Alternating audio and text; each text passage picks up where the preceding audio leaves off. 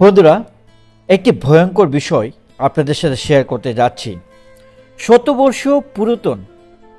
বর্ষ পুরাতন একটি দৈনিক পত্রিকা, খুবই জনপ্রিয় একটি দৈনিক পত্রিকা, পশ্চিমবঙ্গের প্রধান একটি দৈনিক পত্রিকা, যার নাম হচ্ছে আনন্দবাজার। সেখানে বাংলাদেশের সেনানিবাসে যে দুই ভাগে বিভক্ত, একটা হচ্ছে স্বাধীনতার পক্ষের শক্তি, আরেকটা হচ্ছে বিরোধী শক্তি এবং মৌলবাদ, কট্টর মৌলবাদ যে এখানে এক্সিস্ট করছে, এবং স্পেসিফিক্যালি একজন উচ্চপদস্থ সেনা কর্মকর্তার নাম মেনশন করেছে, যে কিনা সেনাবাহিনীর কন্ট্রোলে নেওয়ার চেষ্টা করছে এবং জামাত ইসলামের তত্ত্বাবধান করার চেষ্টা করছে। মোট কথা সেনানিবাসে কু করার চেষ্টা করছে। বন্ধুরা, আপনাদের সাথে আমরা নানা সময়ে এই সেনানিবাসে, সেনা ক্যাম্পে, ক্যান্টনমেন্টের বিভিন্ন ধরনের বিষয় নিয়ে আমরা আলোচনা করেছি। যে কোনো ধরনের প্রবলেমেটিক সিচুয়েশন সৃষ্টি হতে পারে, যুদ্ধ শুরু হতে পারে, এই ধরনের তথ্য কিন্তু আমরা দিয়েছি।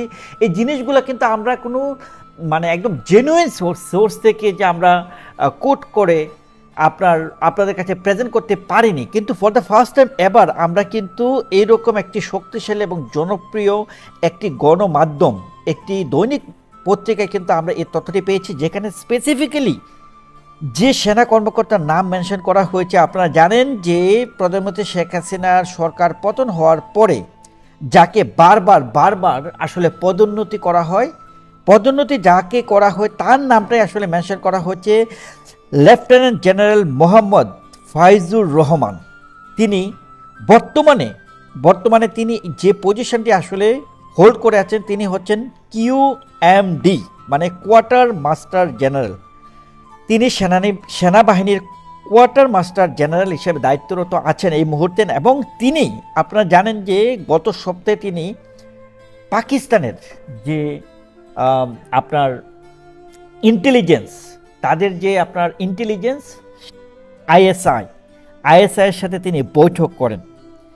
তো মোট কথা বোঝা যাচ্ছে যে আমরা যে বিষয়গুলো নিয়ে ভীত ছিলাম বা বারবার বলছিলাম যে সেনাবাহিনীর মধ্যে যে কোনো সময়ের কু হতে পারে, একটা দ্বন্দ্ব সৃষ্টি হতে পারে, সেনা ক্যাম্পগুলোতে একটা আতঙ্ক বিরাজমান হচ্ছে, থমথমে পরিবেশ সৃষ্টি, সেটা যে অব্যাহত আছে এবং যে কোনো সময় যে কোনো অপ্রীতিকর ঘটনা ঘটতে পারে, এবং হলে সেটাতে আমরা আসলে সারপ্রাইজড হব না, এই বিষয়টা কিন্তু আনন্দবাজার পত্রিকায় কিন্তু পুরোপুরিভাবে দেখেন নাম সহ মেনশন করেছে যে মেজর জেনারেল, লেফটেন্যান্ট জেনারেল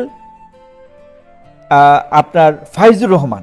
তিনি আগে ছিলেন মেজর জেনারেল, এবং সরকার পতন হওয়ার পরপরই তাকে তাড়াহুড়া করে তাকে পদোন্নতি দিয়ে লেফটেন্যান্ট জেনারেলে তাকে প্রমোশন করা হয়। বন্ধুরা বুঝতে পারছেন যে কোনো সময় যে কোনো কিছু যদি হয়, সেক্ষেত্রে কোনো আমরা সারপ্রাইজড হওয়ার কিছু থাকবে না। এবং এখানে আরেকটা বিষয় মেনশন করেছেন ওয়াকারুজ্জামানের ব্যাপারে, যেটা মেনশন করেছেন যে ওয়াকারুজ্জামান ব্যালেন্স করে চলার চেষ্টা করছেন, এবং তিনি চেষ্টা করছেন যে ভারতের সেনাপ্রধানের সাথে তার যে বৈঠক হয়েছিল, সেনাপ্রধান উপেন্দ্র দ্বিবেদী, তার বিষয়টাও মেনশন করেছেন যে উপেন্দ্র দ্বিবেদীর সাথে যে সেনাপ্রধান ওয়াকারুজ্জামান যেগুলো বলেছেন যে বাংলাদেশ এবং ভারত এখনও তারা দুই দেশের সেনাবাহিনী একে অপরের হয়ে, একে অপরের সহযোগিতার বলয়ে হাত বাড়িয়ে তারা কাজ করছে, এটা আসলে এনশিওর করেছেন। কিন্তু যে পার্সনটার কথা মেনশন করলাম, লেফটেন্যান্ট জেনারেল মোহাম্মদ ফাইজুর রহমান, তার নেতৃত্বে আসলে এখন সেনা ক্যাম্পে দুখণ্ডে বিভক্ত স্বাধীনতা শক্তির বিরোধী শক্তি এবং স্বাধীনতার শক্তি। তো যে কোনো সময় যে কোনো কিছু হতে পারে, সেটার জন্য আমরা দেখতে হবে আসলে কি হয় না হয়, বাট জিনিসটা যে আসলে অথেন্টিক, এইরকম কোনো কিছু যে আসলে হচ্ছে একটা বিদ্রুপ পরিবেশ, সেটা কিন্তু আবারও প্রমাণিত হলো। বন্ধুরা, আপনারা বিষয়টাকে কিভাবে দেখছেন, এবং লেফটেন্যান্ট জেনারেল মোহাম্মদ ফাইজুর রহমান তার নেতৃত্বে যে কাজগুলো হচ্ছে, বিষয়টাকে কিভাবে দেখছেন, কমেন্টস করে জানাবেন।